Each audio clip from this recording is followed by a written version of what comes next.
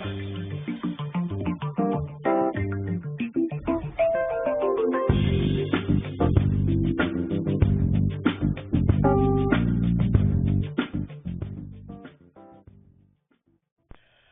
everybody, and welcome to chess.com. This is International Master Daniel Wrench, and today we are starting a new series on the subject of unbalanced material positions. Now, what exactly does that mean, unbalanced material positions? Well, in my mind, what it means is situations where the points of the pieces, the total score, if we're keeping track of points and what the pieces are apparently worth, is roughly the same. Sometimes exactly the same, but even if it's a point or two off in one direction, the position is still roughly equal when the points are that close. And what's interesting about these positions where the points are the same, but the pieces are completely different, is that there are a lot of other factors that go into evaluating who is better in those positions than just the total score of the points. For example, let's list a few unbalanced material positions. We have one of the most common, which is two minors for a rook, whether it's a knight and bishop, or two knights or two bishops for a rook and a couple pawns, or sometimes just one pawn, or sometimes a rook and three pawns, or sometimes just a rook by itself. All of those situations are within just a couple points of each other, and so other factors will come in to evaluating those positions, as we're going to see. Another unbalanced material position we're going to cover in this series, the queen versus the two rooks. Probably the second most common is a situation where players are evaluating whether or not they should sacrifice or not sacrifice, depending on how you look at it, the queen for the two rooks, and whether or not the position would favor the rooks, depending on the pawns and other factors, or whether or not the situation would favor the queen.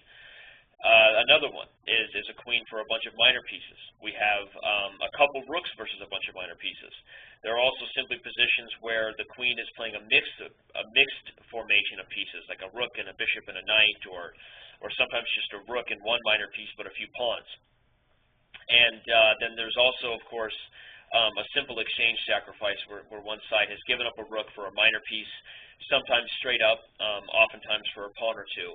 And again, we have to make an effort to know how to evaluate those positions so that we can be prepared for our real game situations where perhaps at this point you actually turn down opportunities like that, not sure whether or not you'll have enough compensation if you're the one who's giving up the points, quote unquote, or sometimes the opposite. Sometimes you're not sure whether or not to allow your opponent to make such a sacrifice of a queen for a few pieces or something, and because you're not exactly sure what factors are going into deciding who's better in those positions. So I have a lot of fun talking about these positions because there's a couple factors that go into evaluating who's better in those situations that I really enjoy talking about. The ultimate factor that goes into deciding who's better in those positions is the initiative. And there are certain things in chess that tell you who's going to get the initiative, mainly two. They are king safety and pawn structure. Pawn structure being that one side with more weaknesses in their pawn structure, or sometimes one side with more strengths, like passed pawns, can decide who's getting the initiative. And also king safety can decide whose king will come under fire, whether it's by a queen in perpetual checks or all kinds of multiple threats that involve king safety, or whether it's sometimes an active king. So a strength in the fact that the king is more active than its counterpart. I wanted to get a lot of these thoughts and ideas out in this first introduction video so that everyone knows what they're signing up for before you hop on that train and let me take you to Smash Town, stopping everywhere we can to consider every possible material imbalance. I wanted to make sure you knew what you were signing up for. And now that we have done that, I'd like to first start out with the first one I talked about, which is a situation of two minors versus a rook. And in doing that today, I'm actually going to be talking about a game that I played myself in a critical round of the National High School Championship in 2004. This was against Alex Lenderman, who at the time was, still is, I guess, a couple of years younger than me, but at the time I was still the stronger player. Now Alex has gone on to become a grandmaster and is a very strong player. But at this point I was a senior, so I guess I was due for the title, and Alex and I were playing on board one in the last round for the high school championship, and this is the game we got. And the main reason why I'm showing it is because it led to a very common minor piece versus rook and pawn situation that occurs out of common theory in the Scotch opening. Here we go. We're not going to spend too much time talking about the opening because the subject of the video series is about unbalanced material positions and all things therein. But we are going to talk a little bit. This is the Mises variation. There are a couple other options, but this is pretty popular theory right now at the time of doing this video. And in this position, we reach a common scenario where white has more space but is behind in development, and black will usually continue to increase his development, develop as quickly as he can to increase pressure on these two pawns. White, in turn, has a few natural moves, including b3 to peeing-kettle the bishop, and then g3 peeing-kettling the other bishop. And this position here is very commonly reached where black has basically two choices. One is to, at some point, retreat this knight, which up until now has not been really an issue because white couldn't take it. However, if white is to play rook to e1 and then move the queen off of the square, at some point that knight will come under fire. Oftentimes, the problem with making this move in these types of games is that white can often hold down this e5 anchor, and as the position becomes open and tactical, these two pieces can be slightly misplaced. Of course, there's a lot more complicated theory than that, and there are interesting positions by themselves, but the most common approach in the Mises middle game here is going to be under the fire today, and that is when black captures the e5 pawn before white was able to complete his development, and we reach this particular endgame where both sides are playing for things that are completely different. White develops the knight with tempo on the pawn, and we have our first critical moment where we will slow down and talk about this particular material imbalance. What's going on here is that white has the knight and bishop, black has a rook and two pawns, actually. Now, normally, again, under the scenario of simply adding up points, we would evaluate black as a little bit better. And I think that most computers, when they evaluate these positions, also tend to prefer black because he has an easy time improving his position at first.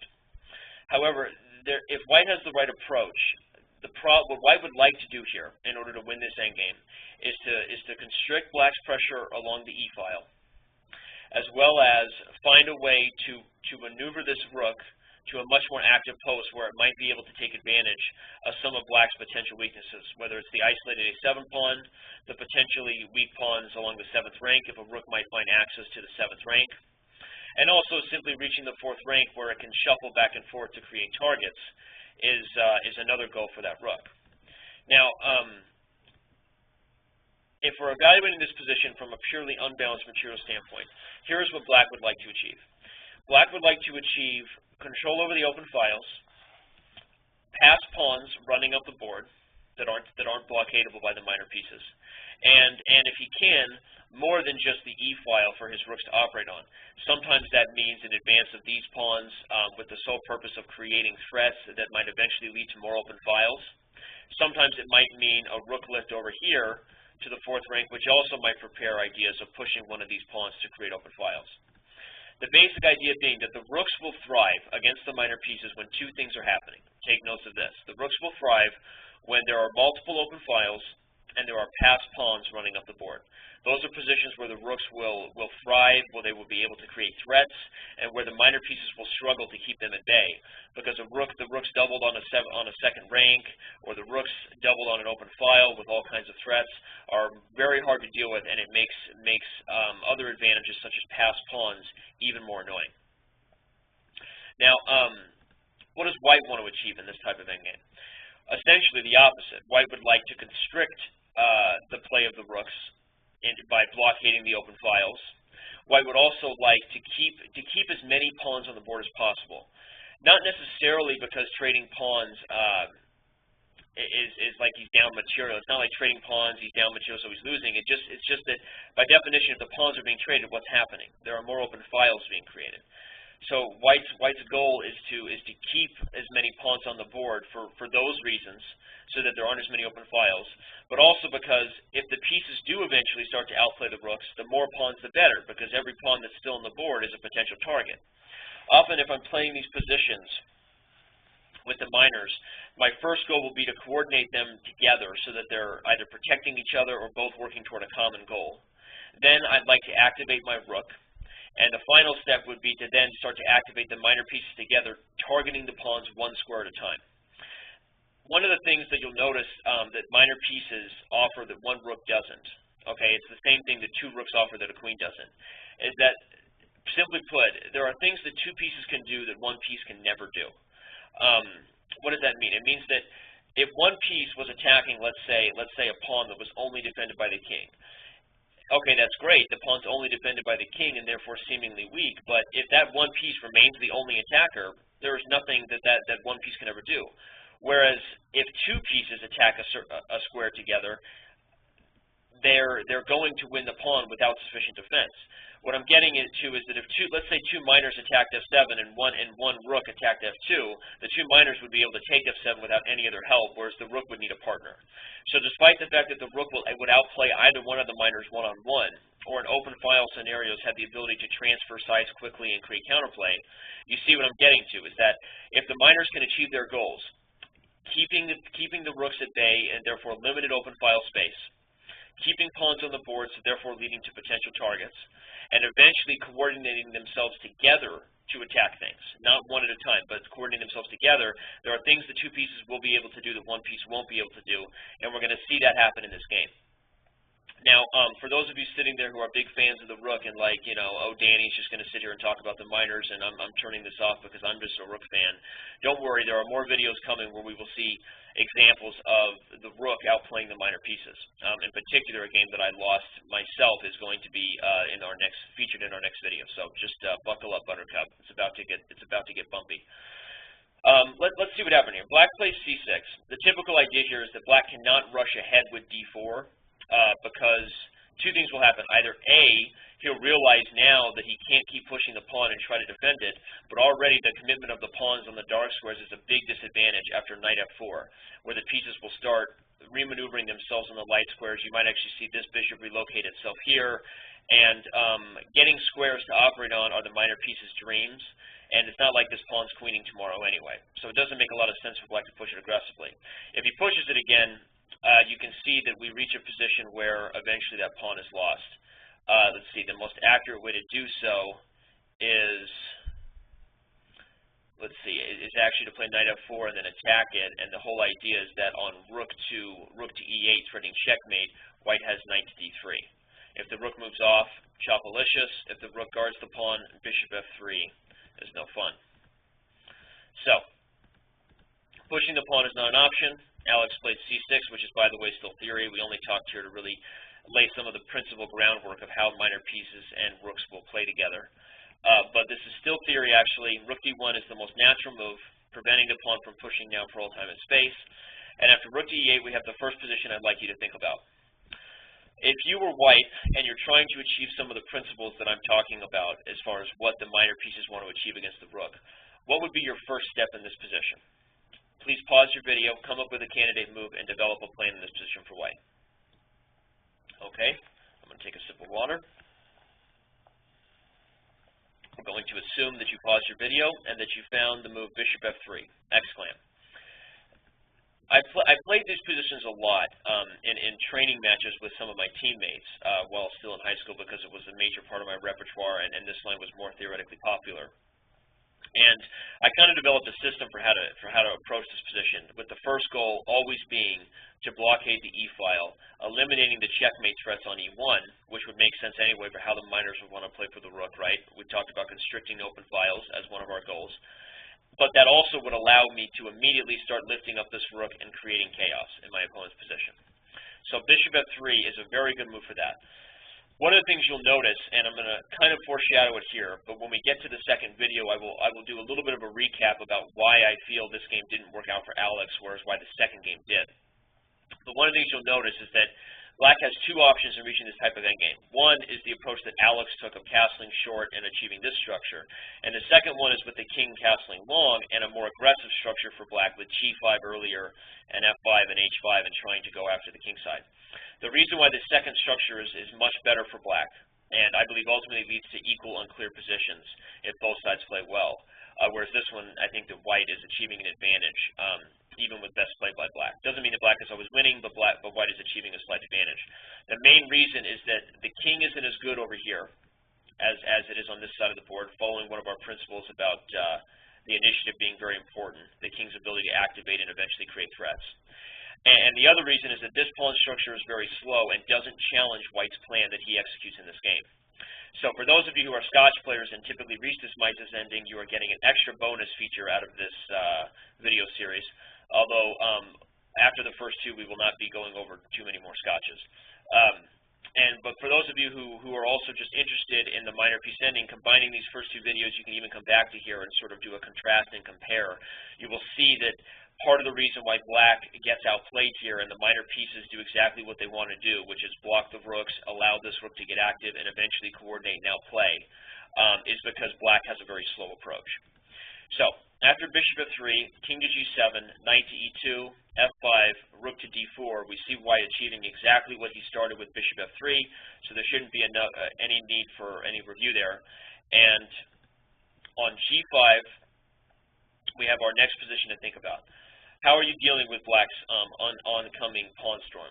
Now, he's doing exactly what I feel is the best plan for Black to try to disrupt this coordination by White. However, he's doing it in such a slow way that White has an easy way to counteract it. And if you'd like to take a moment to pause your video and see what the next few moves were for White, you can. But go ahead and pause now because I'm continuing. White starts with h3, with blockades g4. That was probably pretty simple, but if you anticipated Black's next move, which is king to g6, preparing to dislodge the bishop once again, the question is, how are you dealing with this? Do you need to find time to relocate these pieces to new squares, or is there another way to prevent Black's plan? Before I continue, I want to point out, we're not just analyzing a particular position here that doesn't make sense for our theme. I want you to notice that knowing these features of the initiative being the most important thing, and what a knight and bishop would want to achieve to play well against the rooks, you'll notice that the moves for both sides make sense. First off, White's plan making perfect sense to limit Black's play and allow us to get the rook active, which is, by the way, a try for the initiative. But also, Black's plan of not just sitting on the position hoping for some sort of blockade because of the pressure. He needs to be aggressive to get the initiative back and trying to disrupt White's coordination. So you have this battle going on where what is Black going to need? Black needs multiple open files. He needs quick pressure on the open files. Maybe this one comes open, and he needs past pawns being pushed for the rooks to be good. White needs the opposite. Needs blockades, needs squares to maneuver, needs multiple pawns on the board so the knight and bishop have targets. And really, before White can expect to get the initiative, the first step is to blockade the rook's initiative, which is why White chose this plan. So here, White chose the move g4, which was a good move. Maybe not that hard of a move to find, but at first sight, it seems risky in that it does open up another file for the rooks. But when considering that there was another weakness behind Black's advance, he's going for g4, but the other thing he's done is extend his pawns past the point of no return. What happens when pawns push? Ding, ding, ding, they can't go back, which inevitably will always lead to weak squares if you can only get to them. So by playing g4, White is pointing out something. f5 is a pretty nice looking square for this knight. He's salivating at the opportunity to take that square. And now, over the next few moves, the game takes on a very quick, dynamic pace because Black needs to be aggressive in order to prevent that. Pretty simply put, if White achieved an outpost square such as knight on f5, began putting pressure on the pawns, and then used the knight not only to maybe hop in and create threats, but perhaps time to relocate the bishop to create more problems for Black, it's only a matter of time before the three pieces begin to outplay the two pieces. Okay, and so the major issue here for Black is to create a play to prevent White from fully coordinating and achieving this skull square. He played rook to f8 first. f4 was a possibility. However, at first stance, we like it in that it's still kind of risky for White to move this knight, allowing an infiltration followed by a quick slide over with threats such as this. But if this was the case, this type of closed game will favor which type of piece pair? The minors. Because even if it's the case that I'm still slightly stuck, black has lost all counterplay on the king side. I'll immediately start putting pressure over here, and if the rooks, as soon as the rooks lose their coordination together, well, you're going to see a move like this, and just to prove a point, it might already be too late to come back if white was able to achieve something like bishop to d3, c5, check-alicious, and knight to f3, guarding e1 and attacking the rook. All of a sudden, you can start to see a bunch of pieces falling for black. This is an example of the two pieces using accurate calculation, of course, but remaneuvering themselves in a closed position, which does not favor the rooks. Rook to f8, king to g2, fg, hg, and the critical moment came with rook to e7. A good move because it prepares one simple idea: doubling rooks, which would either lead to my knight being stuck and guarding the bishop in some way, or the f2 pawn falling even if my bishop moved. So, what exactly did I play here? If you want to take a moment to decide how white should coordinate his pieces to either, one, reach our goal of the f5 score, or b, create enough threats themselves, the black in turn has to give up his initiative now. Maybe the tables are finally turning. What did white play here? Pause your videos one more time. Ding, ding, ding. Rook to d4. Planning to meet rook f7 with knight to g1 anyway. The main point is this. At first, if you suggested rook a4 followed by knight to d4, it's an interesting try, and you would have even calculated right if you thought that c5 was meant by knight to f5. Looks great for white, right? This guy's falling, this guy's falling. If d4 is played before I even take here, I might play some move like this, and all of a sudden we really see the power of the knight bishop. However, the problem with knight to d4, which I believe was the critical line Alex calculated, is this move rook to f4, exclamation. All of a sudden I've got some serious issues. My knight is pinned to the rook. My knight can't move because the bishop hangs. My bishop can't move because the pawn hangs.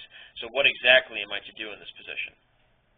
I think probably I would have had to have settled on something like knight f5 anyway, allowing this trade, which obviously is not an improvement of my structure and likely will lead to some sort of race position where my knight and bishop desperately try to create threats against the pawns and the king, while black tries to push his pawns, his double-connected pass pawns here. Probably something like rook to b8, and bringing the rook in, looking for an opportunity to get these guys going would be good enough for black to be a little bit better here. Maybe even winning if the position becomes really open and a race theme where both sides are pushing pawns. That's what the rooks want. So I almost miscalculated this, sensing that maybe he had made a mistake with this move, missing my opportunity to defend f3 with knight f5. However, you can't ever underestimate the rooks on the open file, and I didn't miss my opponent's threat of pinning the knight to the rook. So instead I played rook a4, preparing to meet the rook f7 with knight g1, because I realized one simple thing. If I could stop this threat, there was nothing he could do but refocus his efforts in defending his queenside pawns, which in turn would eventually lead to me being able to relocate my pieces to freedom. At first it doesn't seem like that's the case. At first you might think that d6 would have been an opportunity to defend both pawns, but after rook a6 he still has the same problem. Got to deal with the multiple pawn weaknesses. If either one of these rooks breaks rank, the first thing you'll see white do is relocate the bishop, freeing the coordination on the king side, perhaps even heading to f5 with the bishop, but the most important thing is that if the pieces are free, it's only a matter of time before this knight hops back into the game. At this point, with knight to g1, which was either two things, either a sign that black is already much worse here, because other than finding counterplay on the open f-file, I don't see any other way for the rooks to do what they need to do in this type of position. White's threats are pretty simple. Rook over, followed by creating threats against the pawns and eventually getting the f5 square with one of the pieces, whether that's knight to g3 or something else.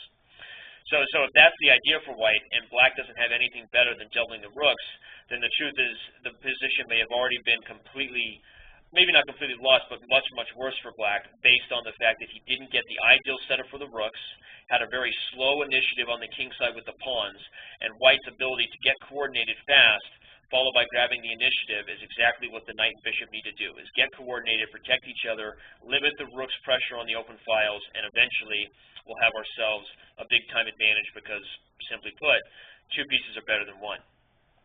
So if that's the case and he didn't have anything better after knight g1, the position was already much, much worse. I played bishop to e2, preparing to relocate. king to g3 is just a nice way to gain space. Bishop to d3 and bishop f5 is also possible first, but I didn't want to allow the rook to f4 possibility in trade. So just playing prophylactically here, trying to prevent any chances. Here, Alex played probably his best practical chance, rook f4, trying to sacrifice a pawn and give me a 2-on-1 on the king side in exchange for me releasing my pressure. This is an example of one of the most important themes I want to talk about this video, because it's one of the most important questions and most common questions I get asked. Most people will wonder, if you're playing an unbalanced material position of 2 minors and a rook versus the 2 rooks, the number one question, which you're probably realizing I'm getting to, is who does the rook trade favor? Does white want to trade rooks and battle of 1 rook versus 2 pieces alone? Or does white want to keep the rooks on the board and use 3 pieces versus 2? Okay, it's a very good question, and obviously it's sort of subjective in that every position is a little bit different, right?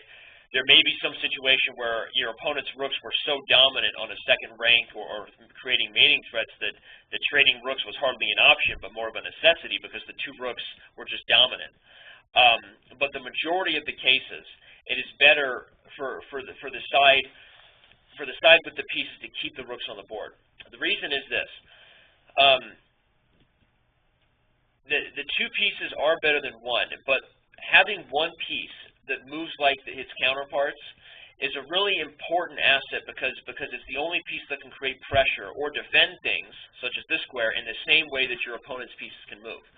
So having the rook on the board often works well with the knight and bishop because you already have 2 pieces that it doesn't have, right, or your opponent doesn't have. 2 pieces, 1 piece that moves diagonally, 1 piece that maneuvers and changes colors and hops around like that we know the knight can. So you already have an advantage in the variety of threats and types of moves you can make. So trading off that rook doesn't necessarily help your chances or give you anything new to create, right? If anything, from your opponent's perspective, eliminating the only piece that moves on the open files in the ranks might increase the value of his rook because you don't have a piece. If the rooks came off the board, you wouldn't have a piece that moved like his pieces. If the rooks came off the board, you wouldn't have a piece that moved like him. So you see what I'm getting to, just from a purely selfish standpoint. You have 2 pieces that move in an original manner that your opponent can't challenge, so why take off the 1 piece that can move like his pieces, right? Again, the exception to this would be simple. There are things that 2 rooks can do that 1 rook can't, right? Like dominate an open file in a way that is creating serious havoc. If I wasn't able, for example, to undo the pressure on the f2 pawn, I might have considered trading rooks as the last resort to liquidate that pressure. 7th rank pressure is something that 2 rooks can do that 1 rook can't. Back rank checkmate threats, along with 7th rank and 2nd rank pressure, are something that 2 rooks can do that 1 rook can't. So in situations where perhaps the 2 rooks are creating such dynamic pressure that it's almost, like I said, more of a defensive necessity, more of a prophylactic measure, then I would suggest trading rooks. But from any aggressive standpoint or trying to improve your position, if you're the player with the rook and the 2 minors versus 2 rooks, it almost always favor you to keep the rook on the board. So that as a general piece of advice, I would say that 65% of the time, keeping the rook on the board is good, and the exceptions when it isn't good are very obvious, or they should be, because they would definitely be situations where the 2 rooks were simply out of control, and you really didn't have a choice but to make that trade. So, I'm really glad we cleared that up. God, look at us. We're making such big progress in the first video, right? Take a breath. Pat yourself on the back. You are just rocking and rolling with chess.com, baby. Woohoo, right? Let's do this thing. Okay, so king to g3, guards f4. I don't want to let him trade rooks. Alex makes probably the best practical decision of the game that he can, which is giving me an opportunity to make it crazy. Say, you know what? I'll give you a pawn. This position might even be better for white, just to point out. I mean, it's not like he's really achieving anything super clear. He gets an active rook, and you know, that's not something I'm thrilled about, but I have a 2-on-1, and I will probably continue to create awesome play with my minors. We might have seen, you know, a really sort of crazy finish, and I would say that white is probably still a little bit better, but no reason to go for that, because simply keeping the rooks on the board leaves him with the same questions he had a move ago. How's he going to deal with the passive rook? I'm only a couple moves away from coordinating and improving my pieces, and he's really going to start to feel the pain. We started to see this happen, one tempo at a time. He plays another good practical move, which is h5. Again, desperately trying to create open lines and craziness, which is where the rooks will have better chances. Unfortunately, because he's been outplayed, his only way to do so is with sacrifices. And still probably the best choice by Alex, who was really good young player, obviously, was better than me within a year and a half or so. And wasn't going to sit there and let me take him to Ouchtown on the express train. He wanted to make sure I had to make a few stops along the way, right? Like Crazy Town and Sack Town and I don't know, something else. I got to stop with the town thing. It's really old. I pretty much killed it, right? Let's give it up. Okay, so he made his sacrifice in order to get an active king in counterplay. Unfortunately, though, a pawn is a pawn is a pawn. White defends h5.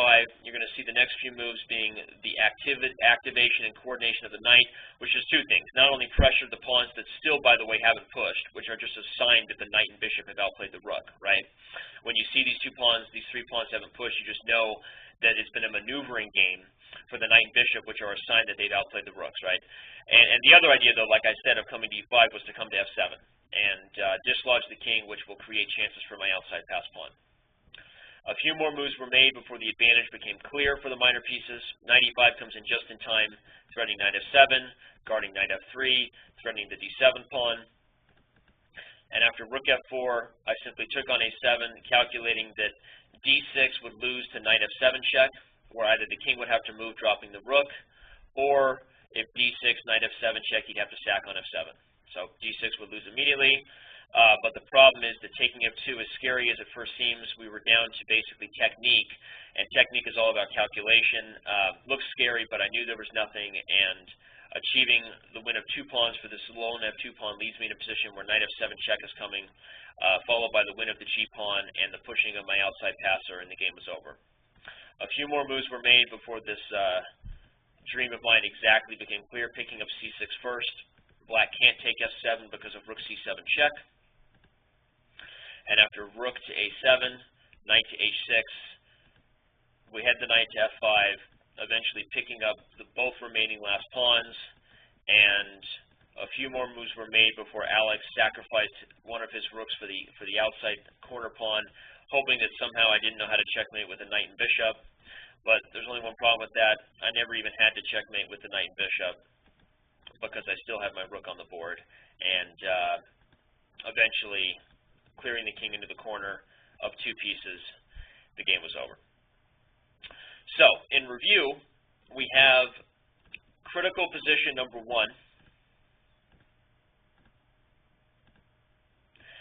as this one, where it's time for white to establish what his plan will be for the knight and bishop to outplay the rook. So before the 2 pieces can expect to gain the initiative, oftentimes they must liquidate the initiative for the rooks. I'm not saying that's always the case. Maybe you're in a position where you were just winning from the beginning, so we can hardly really call it an unbalanced material position if one side is just so much better. But in most of these critical moments where it's still unclear who's better, the first step for the knight and bishop is to liquidate the power of the rooks, blockading open files, preventing doublings along the 7th rank and 2nd rank, and then they can improve from there. So those few moves were made. Eventually, white was able to completely liquidate the idea of dislodging this coordination, and once black ran out of concrete threats, the problem was that weaknesses such as f5 and a7 would become more and more clear, and the pieces would continue to outplay the rooks. Just as happened as the pieces improved themselves one step at a time. Again, critical moment, avoiding the rook trade, understanding that in the majority of cases, the absence of the rook can only lead to the improvement of the other piece, which no longer has a counterpart to challenge it on open files or ranks. So white avoided that, improved the pieces slowly, and eventually my opponent, young opponent, Alex Lenderman, finally cracked in that we got a material advantage. He did so with maybe the best practical way to create counterplay, but with accurate calculation, as we said, a pawn is a pawn, and eventually we saw the pieces dominate the king, and every pawn fell, the game was over. So, some really important principles as far as understanding minor pieces versus rooks, the advantages that the minors will have in terms of the ability to maneuver, things that 2 pieces can do that 1 piece can't, and that if there are multiple pawns on the board, aka read between the lines, not as many open files, the pieces will outplay the rooks. Our next video will show an example where the opposite was the case. The rooks were dominant, therefore white had to escape with a trade, and eventually the one rook was able to easily outplay the lone knight and bishop. So I hope you enjoyed the first video of the Unbalanced Material series, and we are going to have a great time. Enjoy your day on chess.com.